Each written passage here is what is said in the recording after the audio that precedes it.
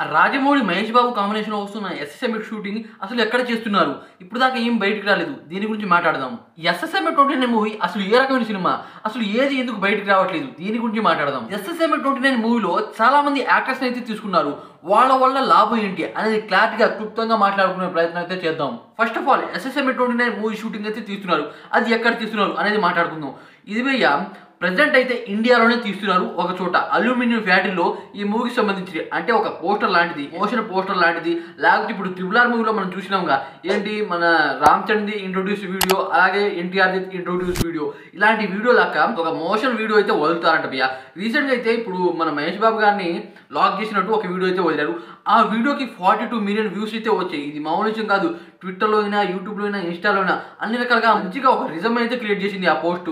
ఈ movie shooting ఒక aluminium ఫ్యాక్టరీలో తీస్తారని చెప్పారు. అయిపోయిన తర్వాత మన వాళ్ళు అయితే కెన్యాలో అయితే పోతున్నారు. ఆ తర్వాత సౌత్ ఆఫ్రికా, ఇలా నేషనల్ పార్క్ ఉన్న ప్లేసెస్లో అనమాట ఒరిజినల్ షూటింగ్ అంటే రియల్గా అనమాట. ఇప్పుడు RRR మూవీలో చాలా వరకు అనమాట VFX ఉన్నాయి, అయితే రియల్ కూడా ఉన్నాయి. కాకపోతే ఈ మూవీలో దాదాపు అంటే 100లో 99% అనమాట రియల్గా అయితే షూట్ చేస్తారంట ఈ మూవీలో. అసలు భయ్య ఈ మూవీ ఏ రకమైన సినిమా, ఏది ఎందుకు బయటకు రావట్లేదు అనేది మాట్లాడుకుందాం. ఎందుకు బయటకు రావట్లేదు అంటే కనీసం ఈ మూవీకి 300 మంది అయితే వర్క్ చేస్తున్నారు. ఒక ఐడి లాంటిది అయితే క్రియేట్ చేస్తున్నారంట.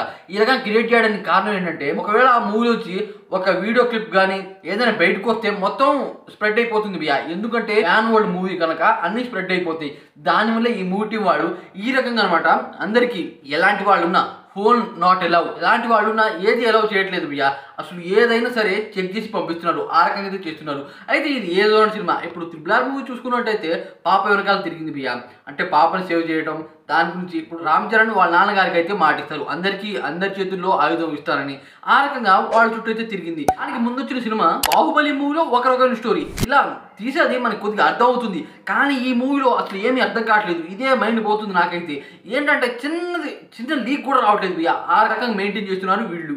అసలు భయ్య ఈ మూవీలో చాలా మందిని అయితే తీసుకున్నారు. ప్రెజెంట్ అనమాట పృథ్వీరాజ్ సుకుమార్ అని విలన్ గా చూపించాలి అని అనుకుంటున్నారు. అదే కాకుండా బాలీవుడ్ నుండి ఇంకో పర్సన్ కూడా తీసుకోవాలి అంటున్నారు భయ్య. అయితే వాళ్ళ వల్ల ఏంటి లాభం అనేది మాట్లాడుకుందాం. ప్రియాంక చోప్రా వల్ల మన దగ్గర తక్కువ మార్కెట్ ఉంది భయ్య. కాకపోతే ఆమెని ఒక లేడీ హీరోయిన్ గా అంటే ఒక మగాళ్ళ అయితే పూజిస్తారు. ఆ రకంగా అయితే ఆవిడ యాక్టింగ్ అయితే ఉంటుంది. దానివల్ల హిందీ మార్కెట్లో అలాగే ఇంగ్లీష్ మార్కెట్లో ఆమెకు మంచి క్రేజ్ ఉంది. పృథ్వీరాజ్ సుకుమార్ అని ఎందుకు తీసుకున్నారు అంటే రీసెంట్ గా ఆయన తీసిన సినిమాలు మంచి బ్లాక్ బస్టర్ అయ్యాయి.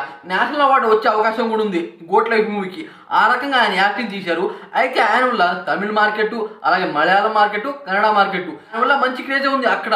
అదే కాకుండా మన మహేష్ బాబు గారు, రాజమౌళి గారు వీళ్ళ కాంబినేషన్ అయితే నెక్స్ట్ లెవెల్. వీళ్ళ వల్ల ఈ మూవీకి అంతమంది ఉండటం వల్ల ఈ మూవీకి ఇంకొద్దిగా పుష్ అయ్యే అవకాశాలు అయితే ఉన్నాయి. దానివల్ల ఈ మూవీకి మంచి ఇంపాక్ట్ క్రియేట్ అవుతుంది నేను అనుకుంటున్నా భయ్య. ఇప్పుడు దాకా అంటే రాజమౌళి గారు తీసిన సినిమాల వల్ల కొన్ని థియేటర్స్ అయితే ఓపెన్ అయ్యాయి. ఆ రకంగా పుష్ప 2 మూవీ 12,500 థియేటర్స్ అయితే ఆడింది. ఈ రకంగా ఈ మూవీ నాకు తెలిసి భయ్య ఒక 37 థియేటర్లో ఆడిన ఆశ్చర్యపోయే అవసరం లేదు. ఎందుకంటే ప్యాన్ వరల్డ్ మూవీ. ఆ రకంగా అయితే మెయింటైన్ చేస్తున్నారు ఈ మూవీ టీం.